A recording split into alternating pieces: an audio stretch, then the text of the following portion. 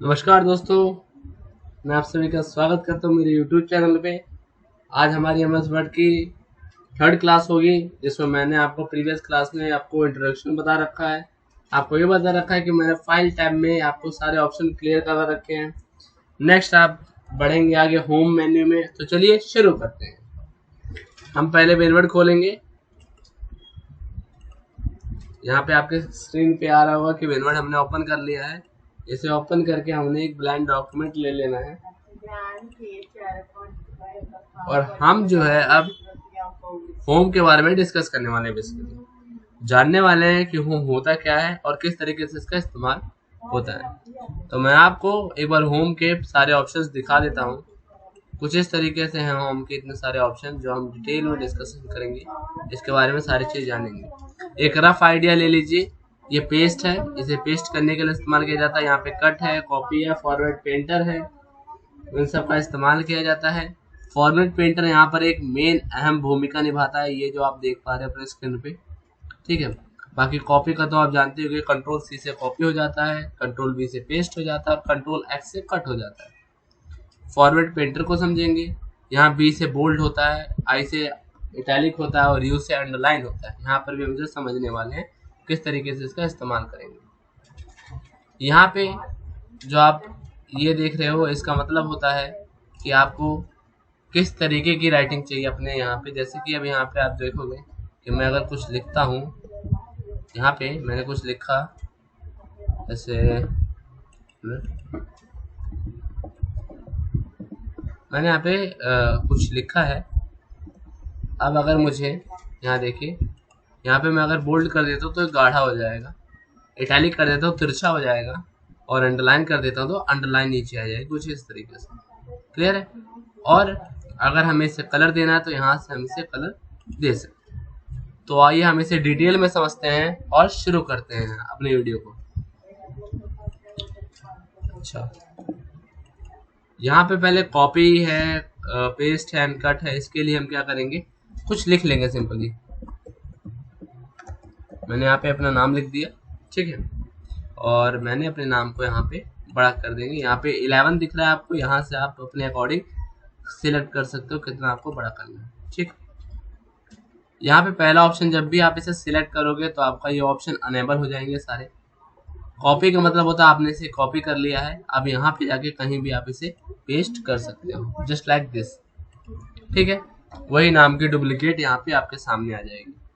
Next बढ़ते हैं। यहाँ पे आ जाता है कट। कट मतलब क्या होता है, काट देना, ठीक है, काट देना। तो यहाँ पे क्लिक करोगे, ये चीज कट हो जाएगी। अब आप इसे पेस्ट भी कर सकते हो। जब आप पेस्ट पे जाओगे तो वो चीज आपको दोबारा पेस्ट होके मिल जाएगी। तो कट का मतलब होता है काट देना, ठीक। यहाँ पे आपको मैंने कट कॉपी पेस्ट समझा दिया है। नेक्स्ट आगे बढ़ते हैं फॉर्मेट पेंटर की तरफ। मैं इसमें कुछ फॉर्मेटिंग कर देता हूँ, जैसे कि बोल्ड कर दिया, अंडरलाइन कर दिया, ठीक है, इटैलिक कर दिया और कलर दे दिया मैंने इस तरीके से, ठीक। और यहाँ पर मैं कुछ और लिखता हूँ, जैसे, ठीक है। अब मैं चाहता हूँ कि जैसा ये है, जैसा पवन दुबे लिखा गया है, बोल्ड है, इटैलिक है, कलर दिया गया है, नीचे अंडरलाइन दी गई है, वैसा ही सौरभ भी होना चाहिए। तो मैं क्या करूँगा, मैं पवन दुबे को सिलेक्ट करूँगा, फॉर्मेट पेंटर पे क्लिक करूँगा और जिसे बनाना है जैसा, उस पर देखिए आप यहाँ पे ब्रश बनकर आ गया होगा, ये देखिए, ठीक है। अब मुझे इस एरिया को सिलेक्ट कर लेना है पूरा, ठीक है। तो देखिए कैसे करेंगे हम। यहाँ पे जाके मैंने इस पूरे एरिया को सिलेक्ट कर लेना है और पूरा हुबहू वैसा का वैसा बन जाएगा, ठीक है। तो इसका मतलब होता है, ये होता है फॉर्मेट पेंटर, इसका इस्तेमाल, जिसकी मदद से आप फॉर्मेटिंग अलग अलग कर सकते हो। नेक्स्ट आगे बढ़ते हैं। मैंने बोल्ड, इटैलिक, अंडरलाइन बता दिया है। ये क्या होता है, ये आपको किस तरीके की राइटिंग लिखना है आप पीछे देख सकते हो। जैसे आपको मान लो पवन दुबे ऐसे राइटिंग नहीं अच्छी लग रही है, तो आप यहाँ जाके इस राइटिंग को चेंज भी कर सकते हो। देखो अलग अलग राइटिंग आ रही है यहाँ पे, यहाँ पे आप देखना अभी अलग अलग राइटिंग बदलती जाएगी, ठीक है। इस तरीके से आप यहाँ पे राइटिंग भी बदल सकते हो। यहाँ पे मैंने बताया आपको साइज छोटा बड़ा करने के लिए, इस तरीके से साइज को छोटा या बड़ा आप कर सकते हो अकॉर्डिंग टू यू। तो यहाँ बोल्ड, इटैलिक आपको क्लियर हो चुका है।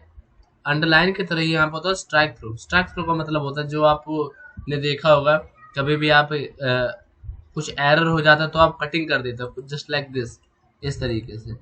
तो इस तरीके से आप स्ट्राइक थ्रो का इस्तेमाल कर सकते हैं। नेक्स्ट बढ़ते हैं, इसको भी कहते हैं इंक्रीज, ये साइज को बड़ा करता है, ये साइज को छोटा करता है, ठीक है। नेक्स्ट आगे बढ़ते हैं, यहाँ पर जो आप देख रहे हो, मैं जूम करके आपको दिखाऊं, ये जो आप देख रहे हो इसमें सारे बच्चों को कभी ना कभी कंफ्यूजन होती है। ये जो ए जो आ रहा है ए बी इस तरीके का, ये है क्या, इसको मैं समझा देता हूँ। देखिए ये जो ए आ रहा है जहाँ पर मेरा कर्सर इस समय, जो एक कैपिटल ए है और स्मॉल ए है, इसका मतलब होता है चेंज केस। चेंज केस का मतलब होता है आपको जो आपने सिलेक्शन लिया है उसे कैपिटल में रखना है, स्मॉल में रखना है, या किस तरीके से रखना है, या पहला वर्ड बड़ा हो या फिर पहला वर्ड छोटा हो बाकी सब बड़े हो, तो इस तरीके से चेंज केस बोलते हैं। यहाँ पे बात करते हैं जो ये वाला है, इसको बोलते हैं क्लियर ऑल फॉर्मेटिंग। आपने जो भी यहाँ पे बदलाव किया हुआ है वो सब नॉर्मल हो जाएगा, ठीक है। यहाँ पर जो ये ए बी लिखा हुआ है इसका मतलब होता है कि ये बैकग्राउंड में कलर डालेगा, ये पीछे कलर डालेगा, ठीक है, ये हाईलाइट करेगा चीजों को, हाईलाइटर की तरह काम करेगा। और यहाँ पर जो ये आता है इसका मतलब होता है कि ये फॉन्ट कलर, यानी जो लिखा है उसको कलर देगा, ठीक है। तो आइए एक एक करके डिस्कस करते हैं। यहाँ पे जाएंगे, लिखा है लोअर केस, सब छोटे छोटे हो जाएंगे, देखिए यहाँ पे, ठीक है।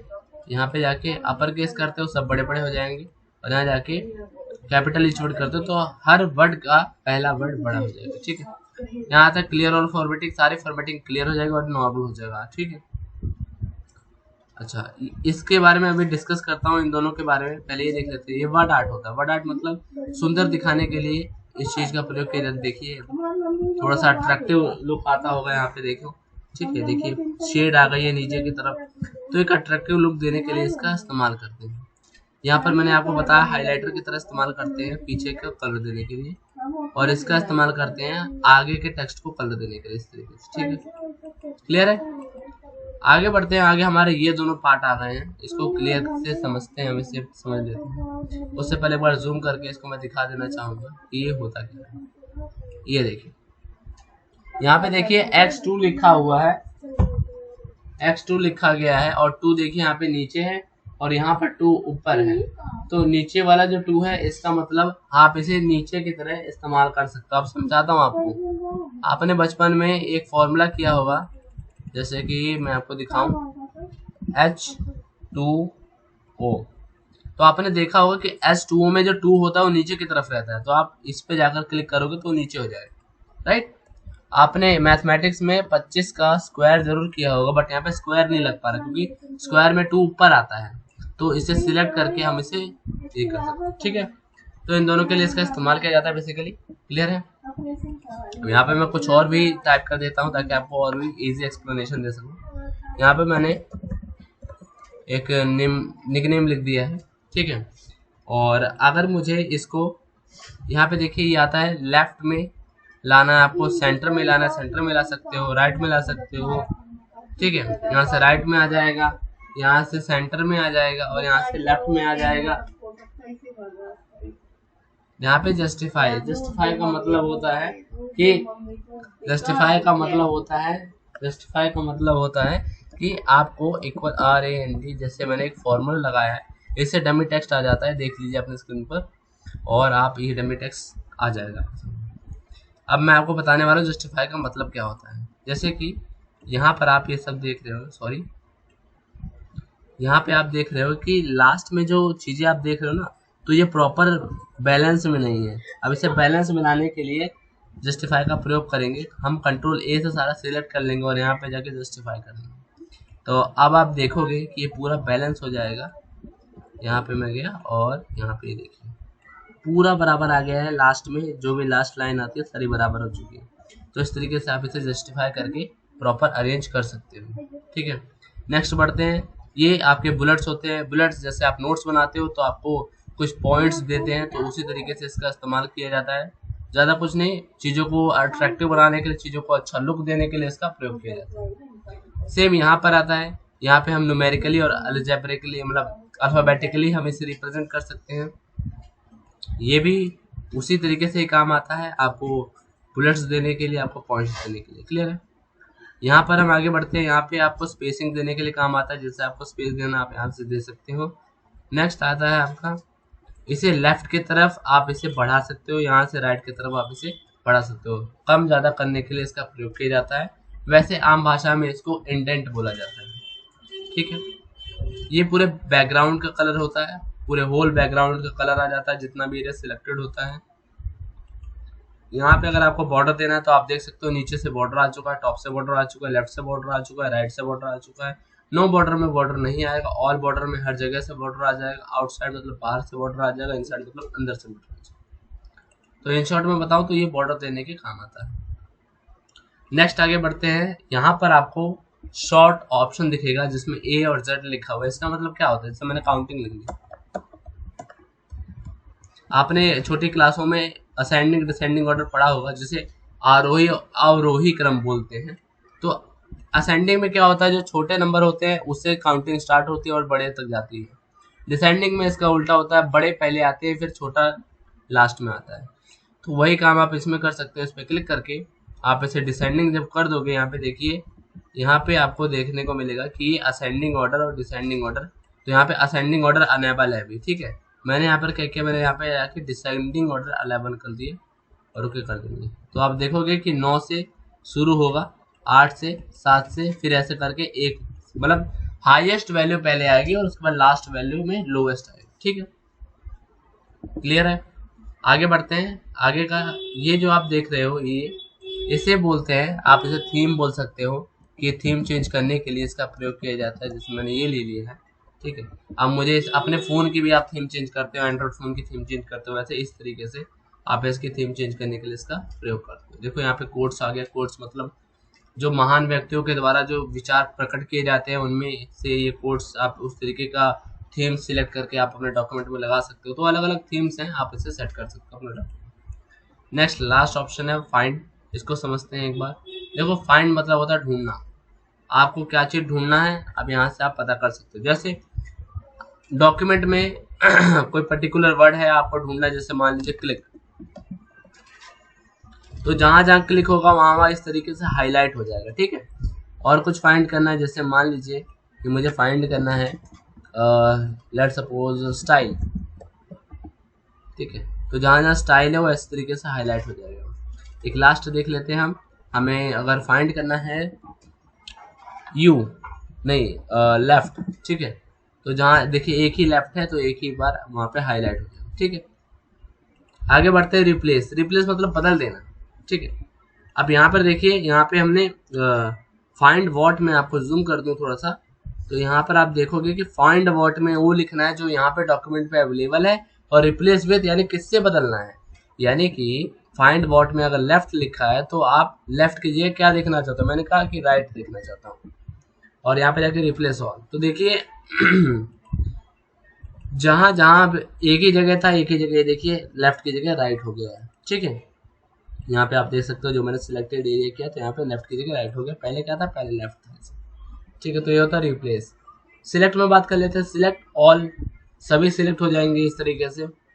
सिलेक्ट ऑब्जेक्ट, कोई आप ऑब्जेक्ट सिलेक्ट कर सकते हो, जैसे इंसर्ट में जाके आप शेप में जाके कोई सी शेप ले लीजिए यहाँ से इस तरीके से, और मैंने कॉपी करके इसे पेस्ट कर दिया अभी के लिए। तो मेरे पास बहुत सारी शेप्स आ गई। मैं चाहता हूँ एक साथ सिलेक्ट हो जाए, तो मैं यहाँ जाके ऑब्जेक्ट सिलेक्ट ऑब्जेक्ट कर दूंगा और मैं एक साथ खींच कर इसे सिलेक्ट करके आसानी से मूव कर सकता हूँ।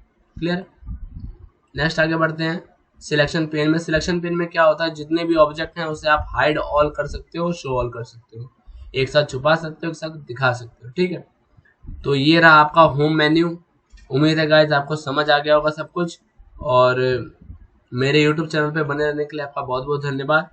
आप ऐसे बने रहें और कोशिश करते रहें कि नए नए सब्सक्राइबर जुड़ते रहें, ताकि और भी ज़्यादा हम काम को तेज कर सकें, और आपके सब्सक्राइब करने से हमें बहुत ज़्यादा मोटिवेशन मिलता है। तो प्लीज़ चैनल को सब्सक्राइब, लाइक और शेयर करें, और अपने यार दोस्तों को भी बताएं इस चैनल के बारे में। धन्यवाद।